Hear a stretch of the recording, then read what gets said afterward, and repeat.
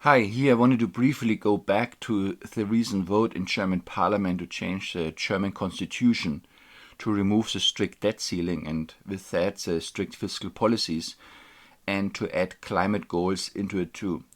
Note that was after the national election but sneakily using still old majorities. Now anyone saying anything against the green agenda is potentially unconstitutional, with potential dire consequences. Interestingly, while the Alternative for Germany, the conservative AfD party, is constantly gaining grounds, it is very incremental and seems to never get there. Kind of an ongoing cat and mouse chase. Or like Zeno's paradox, where the ancient Greek philosopher Zeno of Elea can never fully reach the tortoise, as when he gets to the previous position of the tortoise, it has moved again a bit. Hence, because of such theatrics, politics feels like a stage with actors.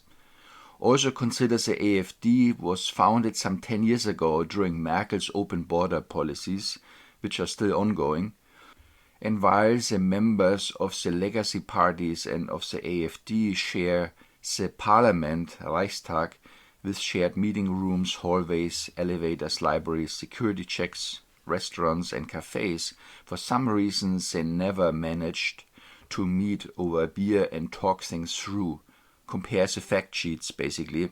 Instead, all they seem to be doing is exchange fiery, angry public speeches in parliament. How is it even possible? Well, it's a theater play. Note we generally don't see how they socially interact without cameras. We got a flavor of that during Jimmy Carter's funeral back in January this year, when President Trump was joking around with Obama, like best buddies. Here's a reminder.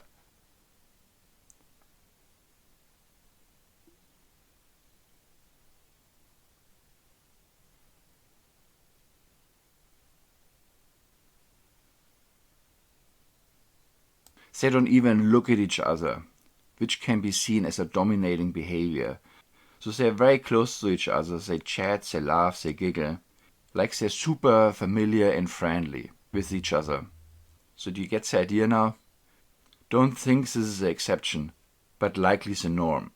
Okay, let's use some body language analysis and look at German parliament. So here we saw Robert Fahle, a member of parliament, formerly AfD, later without a specific fraction, giving a fiery speech, going after the legacy parties. Einem Land aufzubürden, ohne genau zu präzisieren, worum es dabei geht, das ist schon allerhand Unverfrorenheit, wenn man monatelang über Schuldenbremsen nachgedacht hat. Der Herr Merz hat auch nicht in allen Punkten gelogen. Er hat zum Beispiel...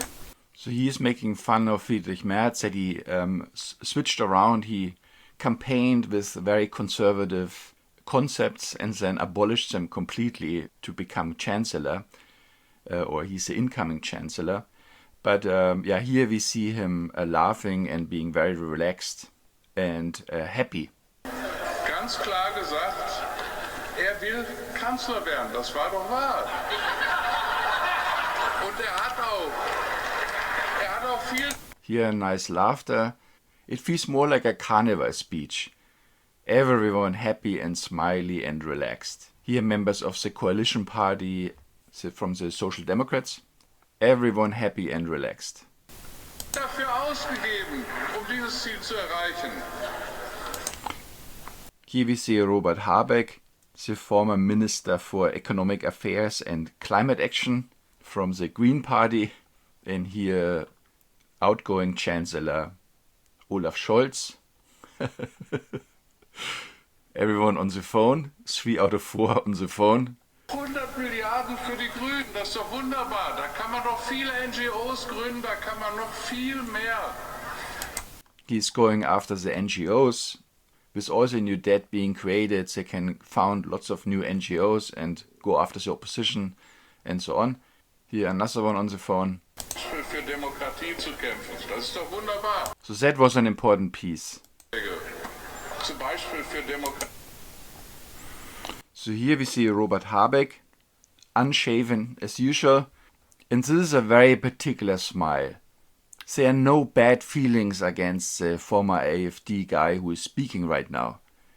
It's a very subtle Mona Lisa smile. Zu kämpfen. Das ist doch wunderbar.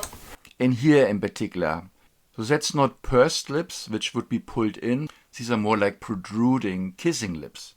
And this is very telling. This shows a deeper feeling of affection, kind of contemplative admiration even. It signals agreement, that he is potentially impressed and admirer even of the person giving a speech. It's quite approval. It's like a non-verbal nod. There are no hard feelings whatsoever. It's the opposite.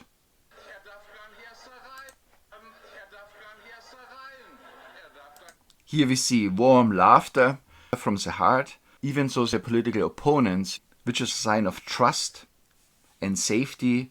It might indicate shared history, that they are long-time colleagues. He's absolutely relaxed, no tension. That is not possible when you are enemies. Let's look at it again. Darf gar nicht erst rein. Darf da gar nicht erst rein. Robert Fahle findet Rede im Deutschen Bundestag. Absolutely relaxed. He's completely enjoying himself. Absolute happy. He signals that they're in a very trusted, safe environment. Best buddies. No sign of fierce political opposition at all. Robert Fahle findet auch in seiner letzten Rede im Deutschen Bundestag kein Ende. Früher war er in der DKP. Here on the left we see Alice Weidel giving a press conference after the controversial fateful vote in German parliament. This vote potentially signals the end of Germany as we know it. And with that, it may lead to the implosion of Europe, as Germany had the strongest economy in the center of the EU. So here already we see her absolutely beaming of joy, smiley, happy. And it's not about gaining some votes.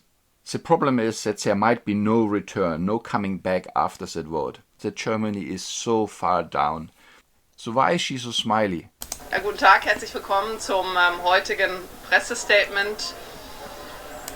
Strange behavior. So she is putting her chin up, making herself straighter and taller. This is a sign of being proud. Es ist ein historischer Tag. Es wurden gigantische Schulden beschlossen. Bei den Wahlverlierern SPD und Grünen knallen die Korken.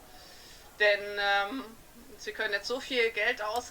She's even going on her tiptoes, making herself taller. Again, a sign of being very proud. And even so, she flashed these signs of contempt, these asymmetric smiles very briefly. Overall, even that mouth's the corners go down, overall she looks very happy. It's just on the facade that she shows these signals of contempt. Geben für Programme, Here again there was a small fleeting smile. die sie als Regierungsparteien nicht haben umsetzen können. Das ist ein ganz großer Erfolg für die. And she uses even the words of success. She's saying basically that it was a big success. So that's sort of the wrong word in this moment when everything is so devastated in Germany.